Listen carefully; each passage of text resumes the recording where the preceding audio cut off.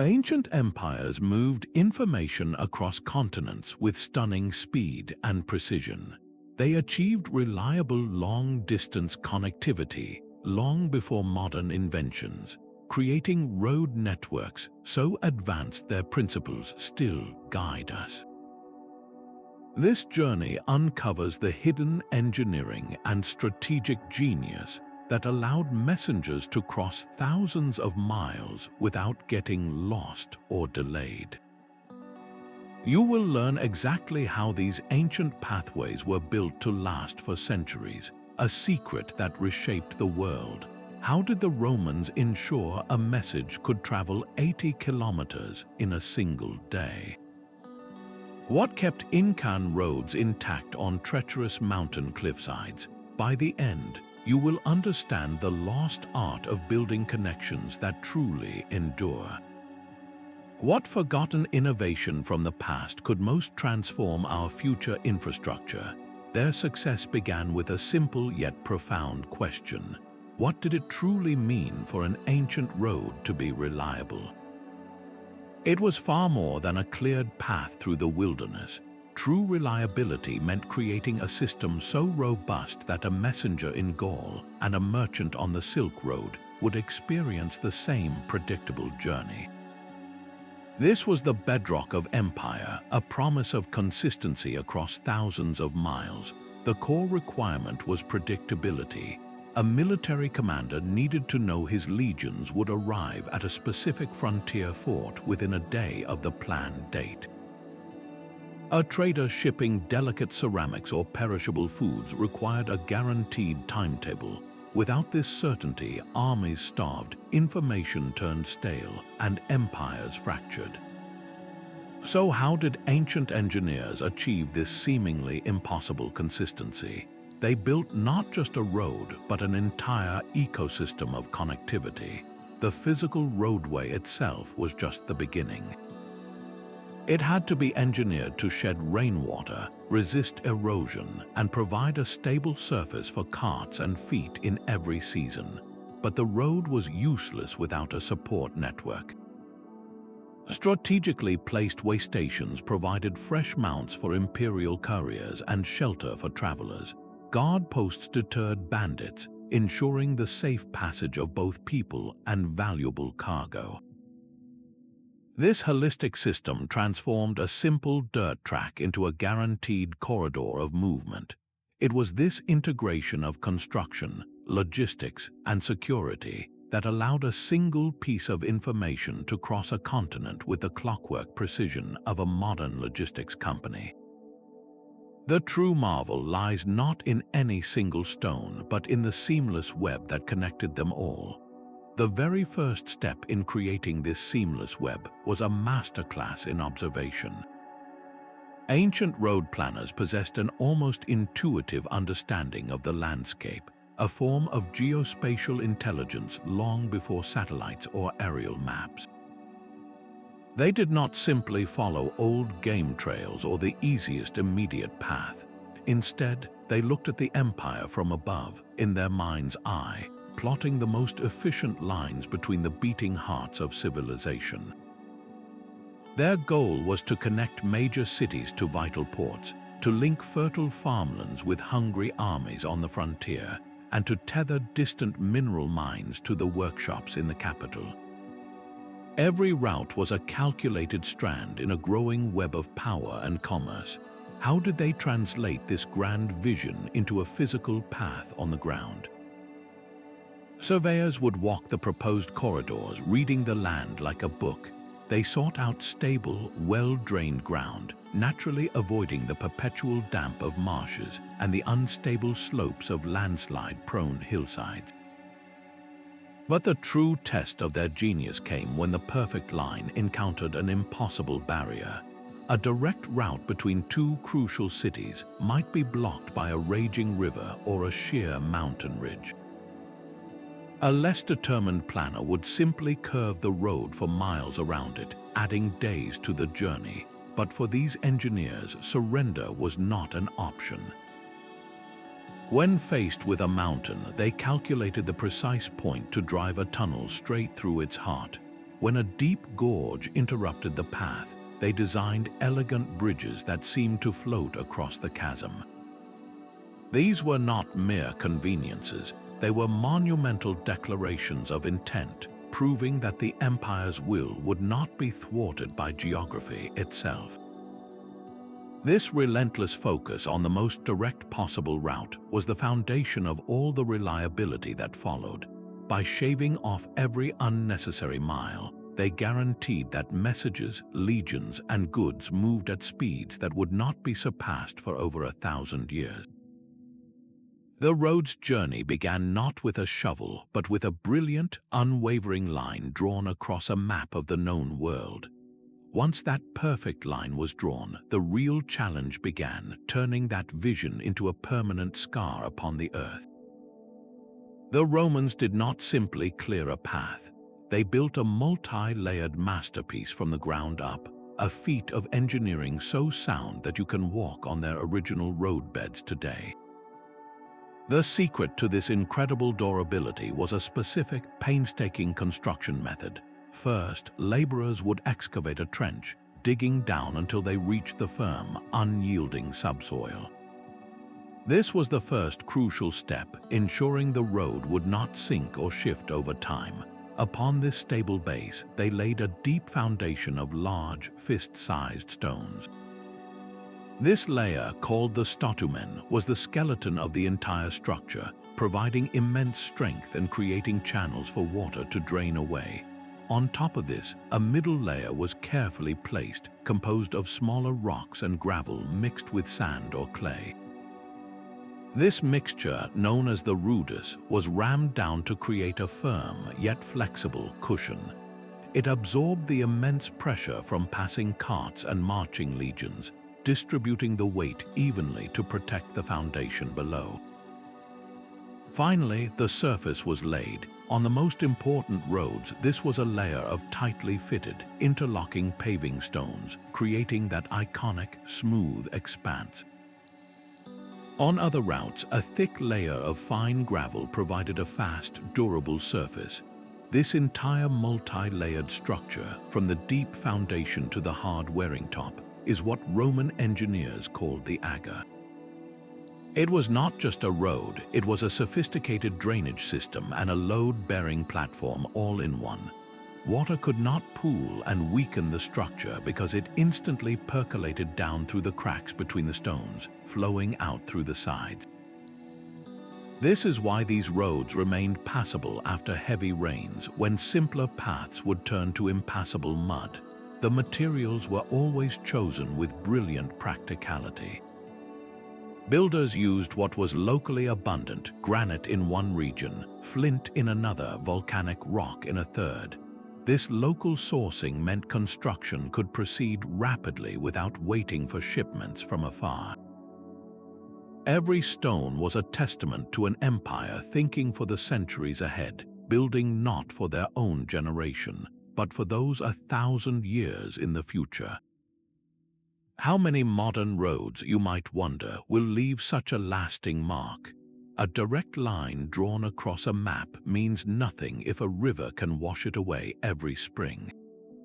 This is where ancient engineering moved from the ground to the very air, conquering the voids that nature placed in its path. The third principle was the seamless integration of bridges, tunnels, and causeways. These were not afterthoughts or decorative monuments. They were fundamental, non-negotiable links in the chain of connectivity. A road that ended at a riverbank was a failed road. A path that disappeared into a swamp for half the year was useless to an empire that demanded constant motion, so they built to close the gaps forever.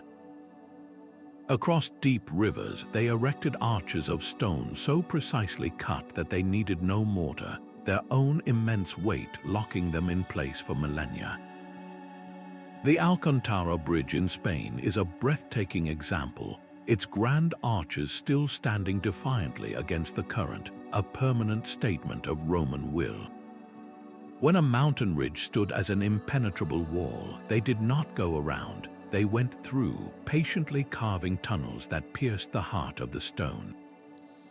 And in low, waterlogged landscapes where the earth was too soft to support a stable path, they constructed raised causeways. These were essentially artificial ridges built of earth and stone, lifting the road high above the damp ground, creating a dry, reliable passage across what was once an impassable mire. Each of these structures served one unified purpose: to eliminate the detour. They guaranteed that a traveler, a soldier, or a courier could maintain their pace regardless of the season or the obstacle. This commitment to uninterrupted, year-round passage transformed the road network from a fair-weather convenience into the true, unbreakable backbone of an empire. The stones of the road were the muscles, but these bridges and tunnels were the unyielding joints that held the entire body together. With the physical road complete, a new challenge emerged. A perfect highway is meaningless without a system to propel messengers along it at impossible speeds. The Romans solved this with a stroke of administrative genius, the Cursus Publicus. This was the empire's central nervous system, a state-run courier service designed for one purpose: to move information faster than anyone thought possible. It was not a public mail service for ordinary citizens. This was the exclusive, high-speed network for government dispatches, tax records, and military orders, the lifeblood of imperial control. The entire operation relied on a meticulously spaced network of waystations. The first type was the mutatio. Think of these as pit stops, placed every 10 to 15 miles along the major routes. Here, a weary courier arriving on a lathered, exhausted horse could immediately swap it for a fresh, rested mount. This simple change, accomplished in minutes, meant the messenger could continue at a gallop without pause. The loss of speed was eliminated. For longer journeys, a second type of station awaited, the mansio. These were more substantial complexes, spaced roughly a day's travel apart. A mansio provided not just fresh horses, but food and lodging for the courier, a place to rest and reset before embarking on the next leg at dawn. This layered support system transformed a single, impossible journey into a series of manageable sprints. The result was staggering. A courier carrying an urgent edict from the emperor could cover up to 80 kilometers in a single day, day after day. A message could travel from Rome to the distant frontier of Britain in a matter of weeks, a speed that would not be consistently matched until the 18th century. This was the ultimate expression of reliability, a promise that the empire's word would always arrive in time to matter. How did they maintain such a complex machine across thousands of miles? While the Romans perfected their system, they were not the first to master the art of imperial connection. Centuries earlier, a highway of staggering scale carved its way across the ancient Near East. The Persian Royal Road stretched an almost unimaginable 2,500 kilometers, from the bustling capital of Susa all the way to the distant city of Sardis on the Aegean coast. This was not a meandering trade path, but a purpose-built instrument of power. The Greek historian Herodotus immortalized its efficiency, recording that royal couriers could cross its entire length in a mere 7 days. This was a feat of speed that defied the geography of its time. How was such velocity possible? The secret lay in a sophisticated relay system that foreshadowed the Roman Cursus Publicus. A continuous chain of couriers, each waiting at a designated post, meant a single message could fly across the empire without ever slowing down.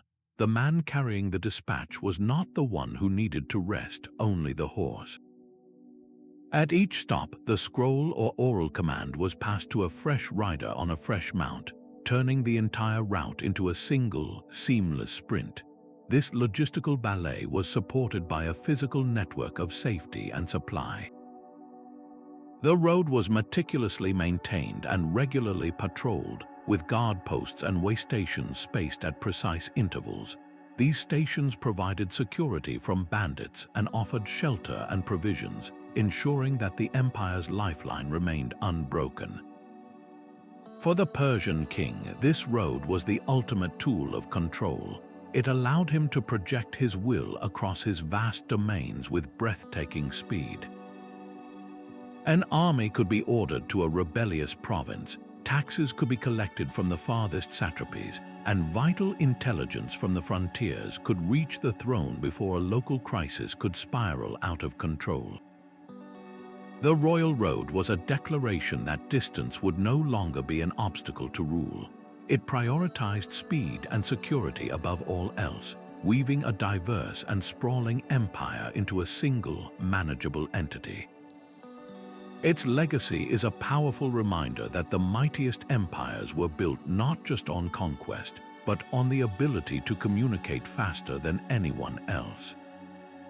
Yet the Roman and Persian systems, for all their genius, were built on relatively forgiving landscapes. For a true test of engineering will, we must look to the sky-piercing peaks of the Andes. Here, the Inca Empire constructed a road network exceeding 40,000 kilometers, a web of stone and fiber draped across some of the most treacherous terrain on Earth. Where the Romans had flat plains, the Incas had vertical cliffs. Where the Persians had deserts, the Incas had raging rivers in deep gorges. Their solution was not to conquer the mountains, but to collaborate with them. They built stairways directly into the rock faces, turning impassable slopes into navigable steps. They laid stone-paved paths along razor-edged ridges, and when a gap appeared, they engineered something that seems almost magical to us today: suspension bridges woven from native grass. These fiber cables were so strong they could support a procession of people and llamas, and their annual renewal by local communities became a sacred, sustainable ritual of maintenance. Without the wheel, the entire system relied on human movement. This is where the Incas achieved their most stunning parallel to Rome. They developed a corps of elite relay runners known as the chasqui. Stationed in tambos or waystations, spaced roughly 20 kilometers apart, these highly trained men would sprint towards one another. As a runner approached the next post, he would signal his arrival, and the next chasqui would begin running toward him, meeting him partway to receive the message without either man breaking stride. The messages themselves were often quipu, intricate sets of knotted strings that encoded complex information. Through this breathtakingly efficient human relay, a message could travel from the empire's distant corners to its capital, Cusco, in a matter of days, a speed that truly rivaled the couriers of the Roman Cursus Publicus. In the thin air of the high Andes, the Incas proved that reliable connectivity was not about the technology you possess, but about the brilliance of the system you design. These waystations were more than just inns. They were fortresses of predictability in a wild and unpredictable world. Think of the Roman mansio, a complex built of stone and timber, its presence announced by the warm glow of its lamps against the evening sky. Inside, a traveler would find a courtyard for his wagon, a stable for his weary animals, and a common room where he could share a meal and the latest news from the road. The Persian caravanserai offered an even grander scale of refuge, its high walls enclosing a secure courtyard large enough for an entire merchant caravan. Here, a trader from Damascus could water his camels, have a broken axle repaired by an on-site blacksmith, and barter for supplies, all under the watchful eyes of the local garrison. The Incan tambo, perched on a windswept mountain pass, provided a different kind of sanctuary, offering shelter from the biting cold and thin air, along with vital stores of food and water for the relay runners. The genius of these establishments was not just in what they offered, but in where they were placed. Their placement was a science of human endurance. Planners calculated the average distance a person or animal could travel in a single day, and they built these havens accordingly. This created a rhythm of travel that transformed a daunting 1,000-mile journey into a series of manageable, predictable segments. A merchant setting out from a caravanserai at dawn knew with absolute certainty that before the sun set, he would reach the next one. This knowledge was as vital as the road itself. It eliminated the fear of the unknown, the risk of being caught in the open after dark, or the disaster of a horse going lame with no help for miles. This network of support meant that a single piece of papyrus, a bundle of silk, or a verbal command was never truly alone on its journey. It was constantly being refreshed, protected, and propelled forward by this invisible web of human hospitality and logistical planning. The road was the artery, but these waystations were the steady, life-giving heartbeat that kept the empire alive and in motion. But a predictable journey required more than just smooth roads and fresh horses.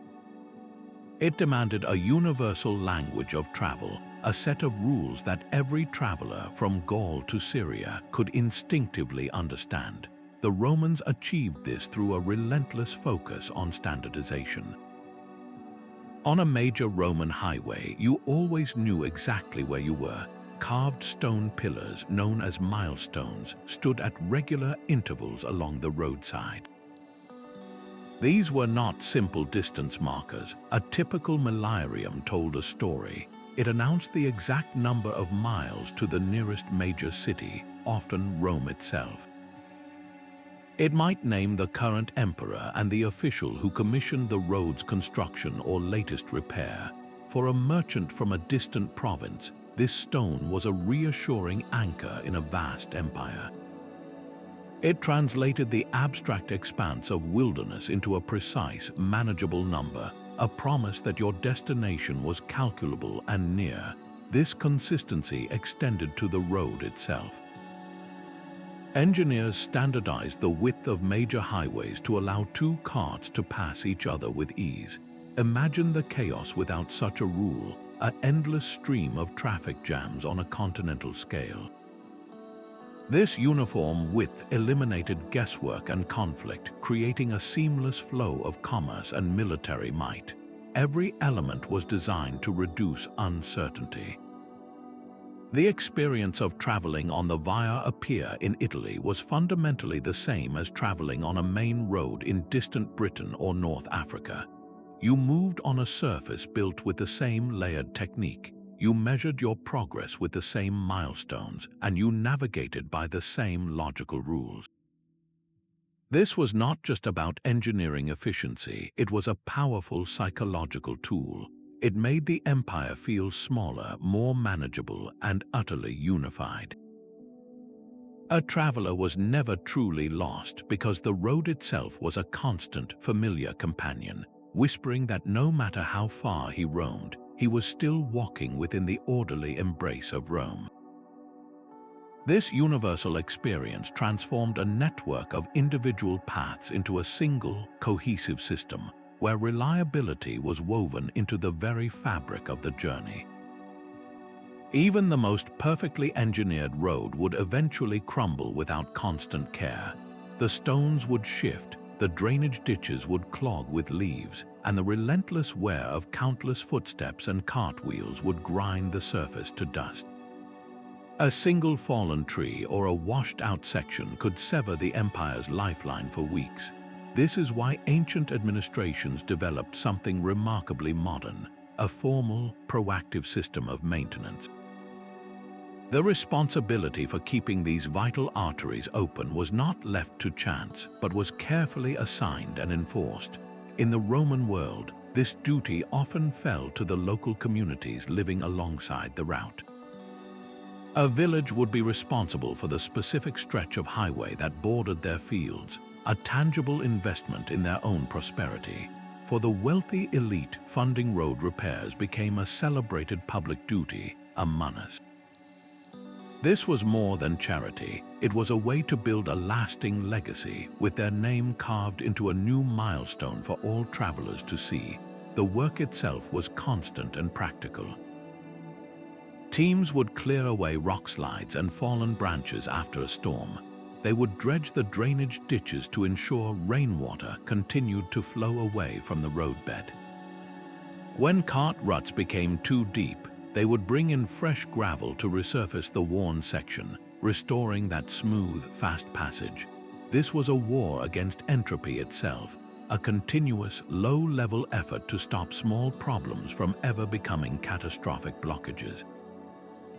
By catching a crack in a paving stone early, they prevented it from turning into a gaping pothole that could break an axle and halt a supply convoy. This relentless, decentralized upkeep is the hidden reason these networks lasted for centuries.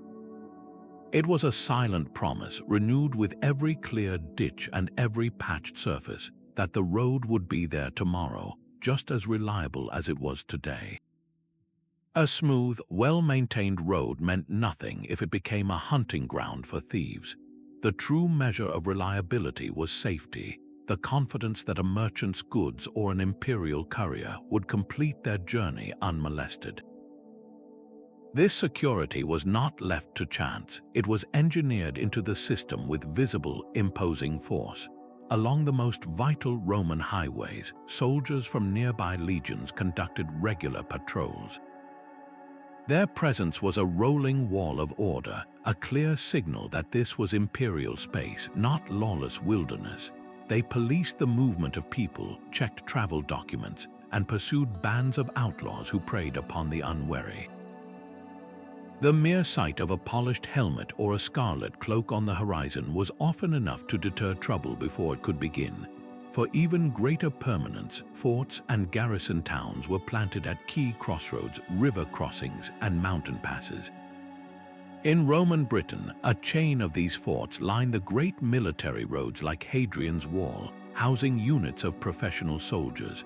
Along the sprawling Silk Road, caravanserais often doubled as fortified outposts, their high walls guarded by local troops in the service of a distant king or khan. These were not just military bases, they were hubs of security that radiated safety for miles in every direction. A trade caravan arriving at such a place could finally rest, knowing its silks and spices were protected by the full authority of the state.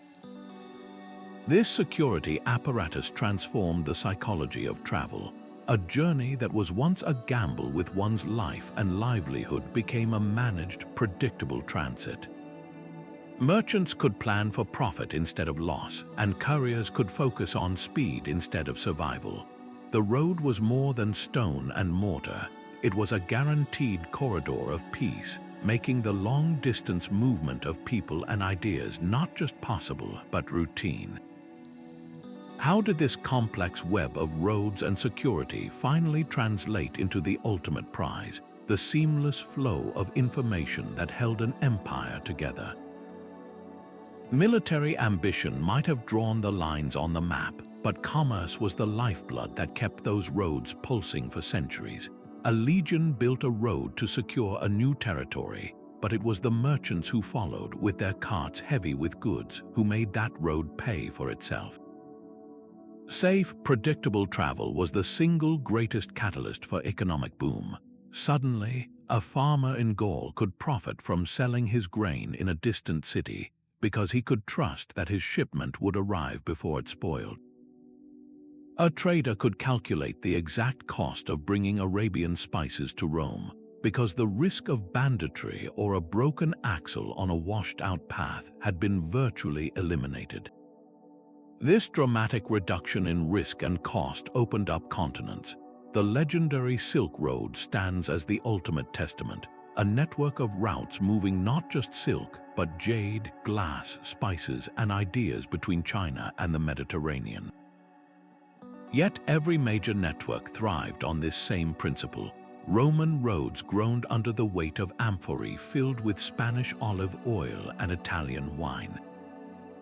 Incan pathways saw caravans of llamas carrying dried fish from the coast to the highlands and coca leaves back in return.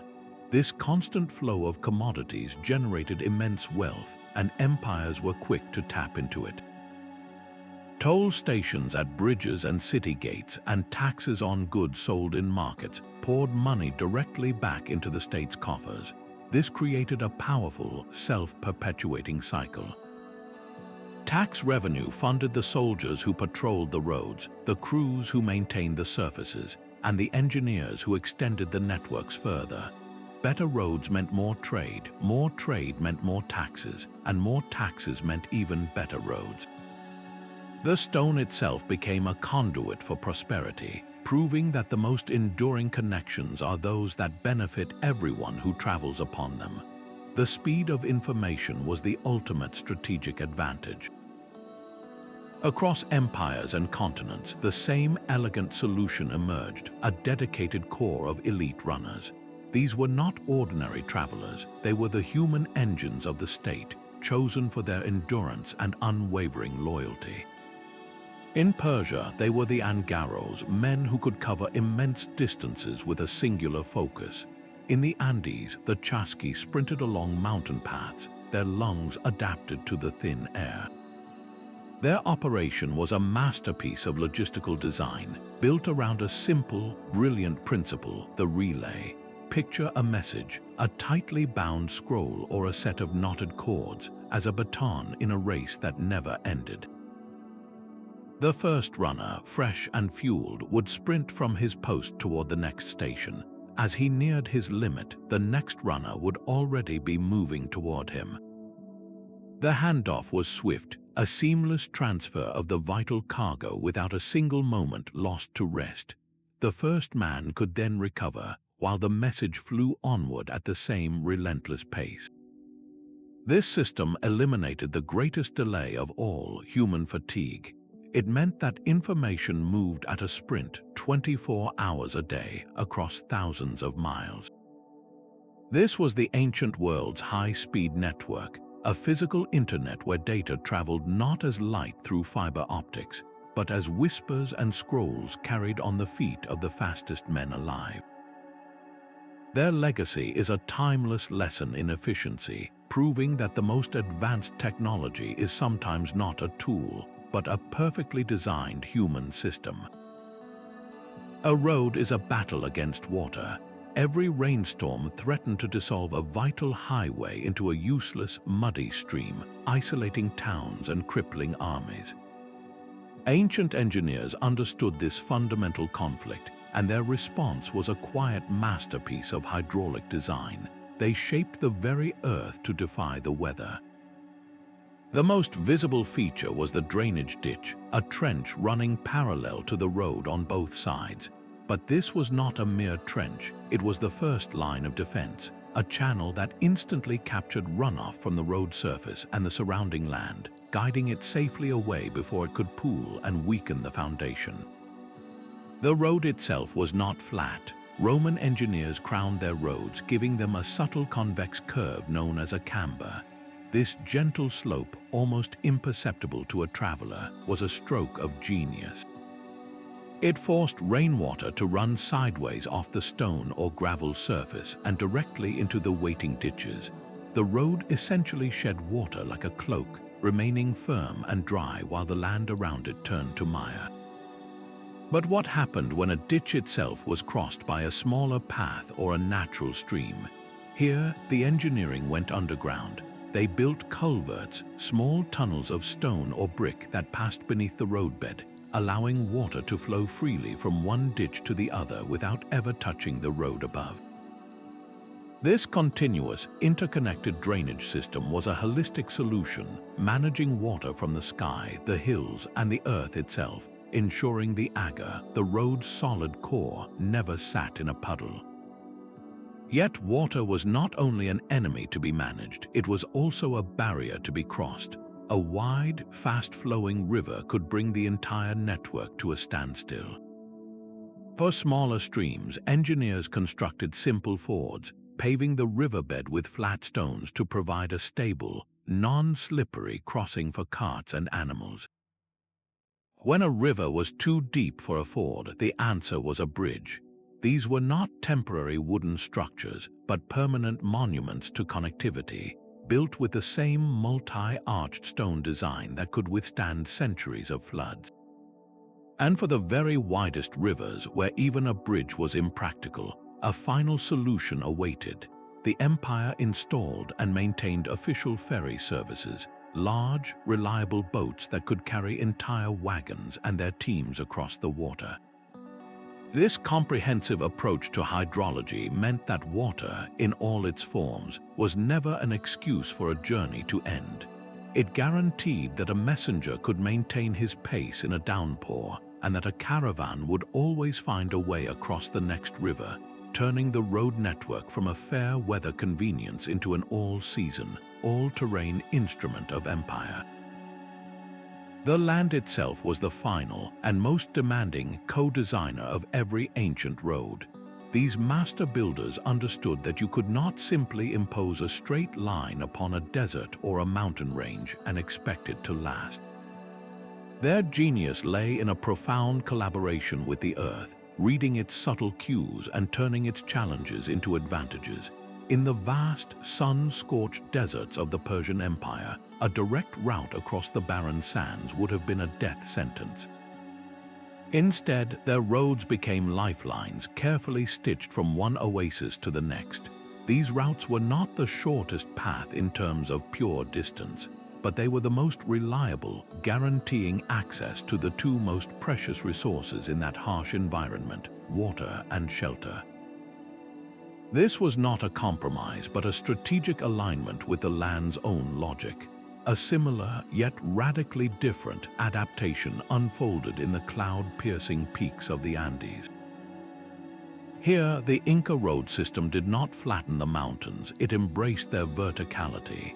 They carved staircases directly into the living rock, transforming sheer, impassable cliffs into navigable ascents. They laid narrow, stone-paved causeways that clung to the sides of vertiginous drops, pathways that seemed to defy gravity itself. Where a Roman engineer might have built a bridge, the Incas, without the wheel, engineered suspension bridges woven from native grasses, structures that swayed with the wind but held firm under the weight of travelers and llamas. In the damp, low-lying plains of northern Europe, the enemy was water. Roman roads here were often built upon raised embankments known as agars, lifting the entire structure high above the surrounding waterlogged ground and marshes.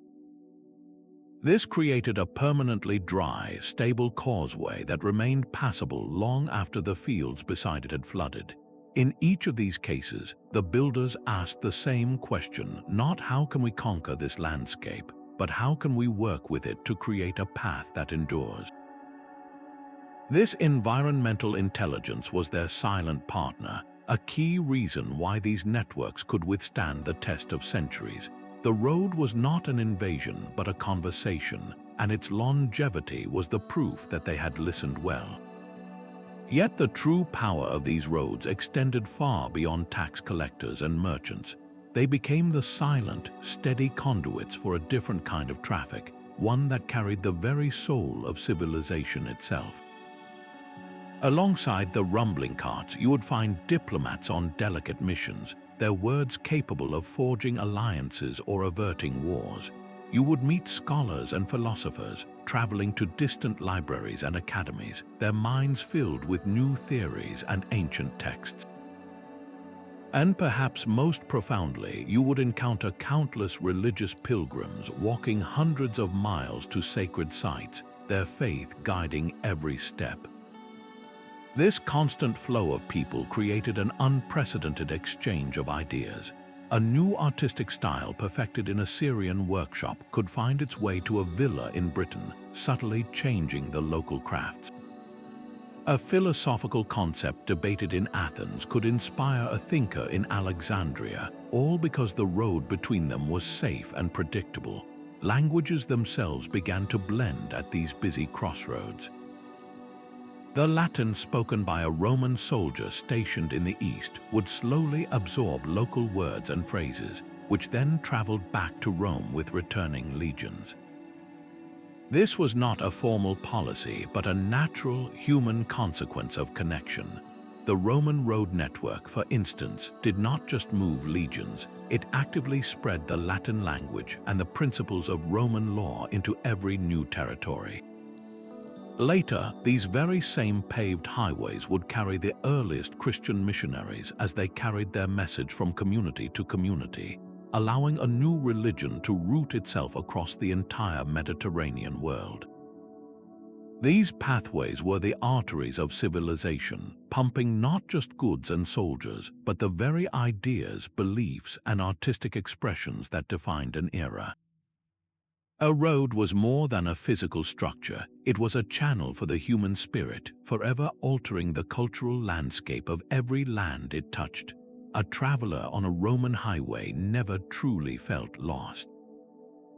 Beyond the reassuring presence of the stone milestones, the entire landscape was a living map. They navigated by the silhouette of a distant, unmistakable mountain peak, by the specific bend of a wide river they had been told to expect, or by the familiar cluster of pine trees that marked a crucial fork in the road. This intimate knowledge of the land, passed from merchant to soldier to pilgrim, was the first and most personal layer of navigation. Yet for longer, more complex journeys across unfamiliar provinces, something more was needed. This gave rise to a brilliant practical invention, the itinerarium. Initially, these were simple lists, essentially written directions for the imperial post.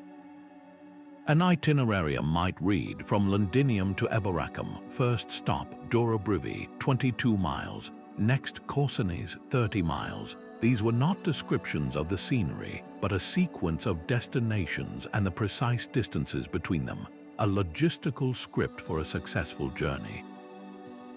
This information was so vital that it began to be visualized. The most extraordinary surviving example is the Tabula Peutingeriana, a breathtakingly long, narrow scroll map of the Roman road network. It is not a map as we understand it today. Geography is distorted, land masses are compressed, and the sea is a mere strip of blue. Its genius lies not in accuracy, but in pure functionality. It is a schematic diagram of connectivity. Every twist and turn of a real road is straightened into a single, clear line. Every city, every waystation, every river crossing is a named symbol along that line. The mapmaker sacrificed realistic proportion to answer the only questions that truly mattered to a traveler. What is the next stop? How far is it? And where can I find water and shelter? It told you everything you needed to plan your journey and nothing that would distract you from the path itself. This elegant synthesis of written list and visual guide transformed the intimidating expanse of an empire into a manageable, step-by-step itinerary, proving that the most effective map is not the one that shows you the world, but the one that shows you your way through it. You can still walk the path of a Roman legionary on your next European road trip. The ghost of that ancient network is permanently etched into the modern map of Europe. Countless highways and quiet country lanes in France, Spain, and Britain do not simply run near the old Roman roads. They are the Roman roads. The asphalt beneath your tires often covers the original stone agger, following a line so logically perfect that 2,000 years of planners saw no reason to change it. The journey from London to York, for instance, is guided by the skeleton of Roman Ermine Street, its modern counterpart, the A10, tracing that same relentless, efficient course north. This is not a coincidence, it is a testament. It proves that Roman engineers solved the fundamental puzzle of long-distance travel so completely that their solution remains the most sensible one today. The cities that pulse with modern life along these routes often owe their very existence to a Roman decision. A humble mansio, a place for a courier to rest, evolved over centuries into a bustling town. A strategic fort guarding a river crossing slowly gathered homes, markets, and churches, eventually growing into a major urban center like Cologne or York. The original Roman blueprint for connectivity dictated the shape of human settlement for generations to come, funneling growth along these permanent corridors. The principles they pioneered became the unspoken rules of infrastructure. Their focus on deep, layered foundations to prevent sinking, their clever cambered surfaces and side ditches for drainage, their unwavering commitment to the most direct route possible, these were not forgotten secrets. They were rediscovered and relearned by engineers throughout the Middle Ages and the Renaissance, forming the bedrock of modern civil engineering. When a crew today excavates for a new road and finds the distinct statumen and rudis of a Roman roadbed, they are uncovering the original masterclass in construction. This enduring physical presence is the ultimate measure of the network's reliability. It was not built for a century, but for millennia. The empire itself is long gone. Its laws and emperors turned to dust, but its roads endure, silent and steadfast, still carrying people to their destinations. They are the most tangible legacy of Rome, a permanent reminder that the most powerful connections are those built to last. Two vast systems, one in the west and one in the east, solved the same puzzle of connectivity with almost opposite approaches. The Roman road network was a monument to central control, a single, unified vision imposed by an imperial administration. Its roads were built to a standard width, marked by identical milestones, and patrolled by the same legions from the deserts of Africa to the mists of Britain. This was connectivity by decree, a top-down system where reliability was engineered through uniformity and state power. The Silk Road, by contrast, was not a single road at all, nor was it built by any single empire. It was a sprawling, organic web of pre-existing trade paths, a decentralized network that stretched from the markets of China to the ports of the Mediterranean. No single emperor could command its entire length. Its strength came not from uniformity, but from a brilliant, bottom-up cooperation across dozens of cultures and kingdoms. A merchant's caravan might travel on a well-maintained Persian road one week, navigate a simple dirt track through a mountain past the next, and rely on the guidance of local tribes in a sprawling desert the week after. The system was a patchwork, yet it worked with stunning efficiency. How could such a fragmented network achieve reliable long-distance travel? The answer lay in a shared commercial incentive that transcended political borders. Every oasis town, every local ruler along the route, understood that their prosperity depended on the flow of goods. This mutual interest created a chain of security and support. Caravanserais, those fortified inns, were built by local authorities to attract wealthy merchants. Guards were hired to protect specific stretches of the route because banditry was bad for business. The languages, customs, and road conditions might change every few hundred miles, but the universal language of profit ensured that a caravan could find shelter, safety, and a way forward. This was reliability engineered through 1,000 local agreements, a system that thrived on interdependence rather than imperial command. One system was a single, mighty river, deep and controlled. The other was a delta of countless interconnected streams, each finding its own path to the sea. Both moved people and ideas across continents, proving that the human drive for connection can forge lasting pathways through either the will of an emperor or the collective handshake of commerce. The stones and bridges we admire were merely the visible expression of a deeper, more powerful system. This grand machine of connectivity was managed by a meticulous and surprisingly modern bureaucracy. In the Roman Empire, the responsibility for a major highway did not fall to a local mayor or a passing general. It was assigned to a senior official known as the Curator Virum, the curator of the roads.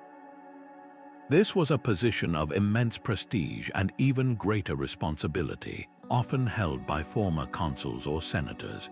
His job was not to build new roads, but to ensure the perpetual care and function of existing ones.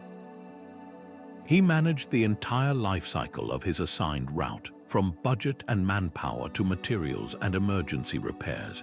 The curator did not work alone. His authority extended down through a chain of local magistrates, military officers, and even the leaders of towns situated along the highway. This created a clear, unambiguous line of accountability for every single mile of pavement. If a section of the Via Appia began to develop deep ruts, the emperor in Rome knew exactly which official to call for an explanation. This administrative structure generated an endless flow of paperwork that was the lifeblood of the system. Tax records were essential, as a portion of the empire's revenue was directly earmarked for infrastructure maintenance. Official reports detailed everything from the completion of a new bridge to the need for more gravel in a remote province. Manpower allocations were carefully calculated, assigning soldiers or local laborers to specific repair crews for set periods. This bureaucracy transformed maintenance from a hopeful wish into a scheduled, funded, and reportable operation. It was the difference between a community patching a pothole when they had a spare moment and a state-sponsored crew arriving on a predetermined date to resurface an entire section. Without this administrative backbone constantly monitoring, budgeting, and directing, the physical genius of the Aga and the Arch would have been meaningless within a generation. The greatest enemy of any road is neglect, and the Romans defeated it not with a single brilliant engineer, but with 1,000 diligent clerks. The stones themselves tell the final chapter of this story. How can we be so certain of the engineering methods used by civilizations that vanished centuries ago? The answer lies not just in ancient texts, but in the physical evidence slowly unearthed from the earth. Archaeological excavations provide the definitive proof, allowing us to touch the very stones that carried history's messengers. When researchers carefully peel back the layers of soil on a known Roman road, they find the textbook Aga construction exactly as described: the large foundation stones of the statumen, the compacted gravel of the rudis, and the worn, interlocking paving stones on top. This is not a theoretical model, it is a preserved cross-section of imperial ambition. We can see the deep ruts worn by thousands of cartwheels, grooves so precise they chart the exact gauge of Roman axles and map the relentless flow of ancient traffic. The discovery of Amancio's foundation stones outlines the shape of a courtyard, a blacksmith's forge, and storage rooms, giving us a blueprint of the hospitality that fueled the Cursus Publicus. Inscriptions carved into milestones are more than just distance markers. They are frozen administrative reports. They give us the names of emperors and road curators, the dates of repairs, and the precise distances to cities, confirming the meticulous record-keeping we once only knew from scrolls. Today, our tools for this discovery have expanded into the sky. Satellite imagery and LIDAR technology, which uses lasers to map the ground through dense forest canopy, are revolutionizing our understanding. These advanced surveys are revealing ghost roads, long, straight lines visible only from above, tracing forgotten pathways through the jungles of Central America and the deserts of the Middle East. They show us entire sections of the Inca highway system that were simply unknown, hidden for centuries under vegetation. This tangible evidence, from the trowel in the dirt to the satellite in orbit, completes the picture. It allows us to move beyond the words of historians like Herodotus and directly study the problem-solving minds of the engineers. We are not just reading about reliability, we are standing on it. Our modern view of ancient travel is often painted with a broad brush of hardship and uncertainty. We picture a lonely, perilous trek through bandit-filled wilderness, a journey measured in months rather than miles. Yet this popular image obscures a more fascinating truth. For those moving within the official systems of empires like Rome or Persia, travel could be remarkably swift and predictable. The state-run courier networks were the high-speed rail of their day, achieving a logistical efficiency that commands respect even now. A royal message traversing the Persian Royal Road did not meander. It sprinted across the landscape in a matter of days, a feat that would challenge many modern postal services over similar terrain. This was not the slow, uncertain crawl of folklore, but a calculated, high-velocity operation. Another persistent myth clings to the very stones beneath their feet. We envision every ancient road as a perfectly paved, monumental highway, a continuous ribbon of fitted stone stretching to the horizon. While the iconic paved Roman roads are the most enduring legacy, they were only part of the story. These masterpieces of engineering were the imperial freeways, the critical arteries connecting major administrative and military centers. But feeding into these main trunks was a vast network of secondary and tertiary routes. These paths were often surfaced with carefully packed gravel, crushed stone, or simply hardened earth. Yet to dismiss them as inferior dirt tracks is to miss the point entirely. They were just as much a part of the managed system. These secondary roads were still surveyed for efficient routes, regularly maintained to prevent ruts and washouts, and often patrolled to ensure security.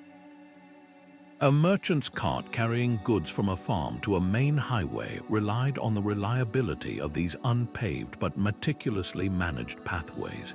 The system's genius was its hierarchy, a seamless integration of high-speed paved corridors with dependable local access roads. Recognizing this sophisticated reality forces us to reconsider the ancient world's capabilities. It was not an era of constant, overwhelming danger and sluggish movement, at least not along these established corridors. The true achievement was not the elimination of all risk, but its drastic reduction through brilliant organization. The predictable rhythm of the Waystations, the safety provided by visible patrols, and the consistent quality of the road surfaces, whether stone or gravel, created a bubble of order within the wild. This allowed for the precise scheduling of military campaigns, the dependable delivery of tax revenues, and the flourishing of long-distance commerce that operated on calculated risks and expected profits. Dispelling these myths of perpetual slowness and universal pavement does not diminish the challenges they faced. Instead, it elevates our understanding, revealing a level of administrative foresight and operational efficiency that rivals our own modern networks in its underlying principles. They built a framework of reliability that made the vast, seemingly insurmountable distances of their world feel manageable, connected, and astonishingly small. The magnificent permanence of these roads was an illusion. Their endurance was not carved in stone, but depended entirely on the living, breathing empire that sustained them. When the great administrative machine of Rome began to falter, the first casualty was the very system that held it together. The flow of tax revenue that paid for maintenance crews slowed to a trickle. The legions that once patrolled the highways were recalled to defend a shrinking core. The curator virum, the powerful official responsible for the roads, now had an empty treasury and no authority to command repairs. A single winter without a crew to clear a landslide or dredge a drainage ditch could sever a vital route. A collapsed bridge, once repaired in a season, became a permanent barrier. The Waystations, those fortresses of predictability, fell into silence and ruin, their roofs caving in and their storerooms empty. This was not a sudden collapse but a slow unraveling. A merchant who once traveled with absolute confidence now faced deepening ruts and overgrown paths, his journey time stretching from days into uncertain weeks. The reliable corridor became a gauntlet of delays and dangers. The same story echoed across the Andes centuries later. The intricate Incan network, a web of stone staircases and fiber bridges, depended on the centralized labor system and the authority of the Sapa Inca. When the Spanish conquest shattered that political order, the communal rituals of bridge renewal and path maintenance ceased. Without that continuous, organized care, the magnificent mountain roads began to surrender to the relentless push of the jungle and the erosion of the mountainsides. Their fate teaches a sobering lesson in interdependence. A road is not a monument, it is a relationship between a path and the people who sustain it. The stone might last 1,000 years, but the connectivity vanishes the moment the collective will to maintain it fades. This historical pattern raises a profound question for our own time, one about the true cost of taking our own networks for granted. What happens when the steady hum of maintenance falls silent? The quiet hum of a data center and the steady rhythm of a Roman courier's footsteps are powered by the same fundamental principles. Our modern world, built on digital networks and global supply chains, is discovering truths that ancient engineers carved into the landscape millennia ago. The relentless focus on strategic planning, for instance, is as vital for laying a transoceanic fiber optic cable as it was for plotting the Royal Road. Both require looking decades ahead, anticipating not just current needs but future growth, and choosing a path that avoids predictable pitfalls. We see this same foresight in the placement of communication satellites, creating a web of connectivity that mirrors the Incan mastery of mountainous terrain. It is a reminder that the most advanced technology still depends on the oldest kind of wisdom, the ability to see the big picture. Durability, too, is a timeless pursuit. The layered Roman agger finds its echo in the reinforced concrete of a modern highway overpass, both designed with deep foundations to bear immense weight and resist the slow decay of time. We build for the centuries just as they did. Standardization, the invisible glue that held the empire together, is the very language of our global age.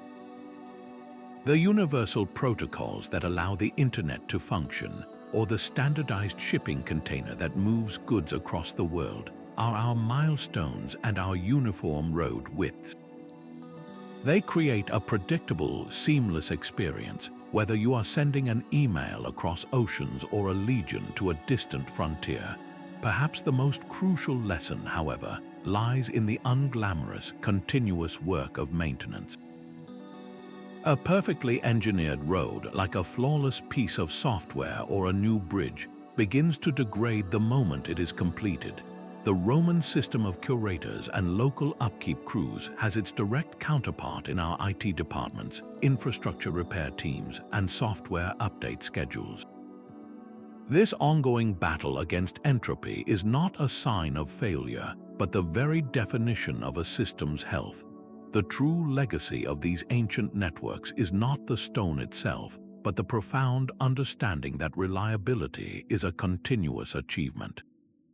It is a choice to invest in the boring, essential work that happens in the background, ensuring that the connections we rely on today will still be there tomorrow. As we look toward building smarter cities and interplanetary communication lines, we are not inventing entirely new concepts. We are rediscovering, in a new context, the eternal rules for creating systems that endure. The quiet lesson from the past is clear. The most futuristic connectivity is built on the most ancient foundations of care. From the stone-paved highways of Rome to the mountain paths of the Incas, these ancient networks stand as a timeless testament to human ingenuity. Their enduring legacy is not merely one of stone and engineering, but of a profound and universal drive to overcome distance and isolation. They achieved what seems impossible to us even today: reliable long-distance connectivity in a world without digital maps or instant communication. This reliability was not born from a single invention, but from a powerful fusion of disciplines. It was the marriage of engineering brilliance with meticulous administrative organization, all guided by a deep, respectful understanding of the natural environment. These roads were far more than just transportation routes. They were the arteries of civilization itself. They moved armies to secure borders, fueled economic booms by linking producers with distant markets, and perhaps most importantly, they served as the primary channels for the flow of ideas, beliefs, and cultural innovations. A philosophical concept could travel from Athens to Rome, a new artistic style could spread from Persia to India, and a religious faith could find new followers across continents, all because a safe, predictable path existed. These networks literally wove together the disparate threads of the ancient world, creating a richer, more interconnected human tapestry. Their silent, steadfast presence challenges us to look at our own modern world of fiber optics and global supply chains. It prompts us to ask how we are building and, more crucially, how we are maintaining the connections that our own society depends upon. The true lesson from the past is that reliability is not a one-time achievement, but a continuous commitment upheld by collective care and foresight. If you found this journey through the secrets of ancient connectivity fascinating, we would love to hear your thoughts in the comments below, and subscribe for more explorations into the enduring mysteries of our past.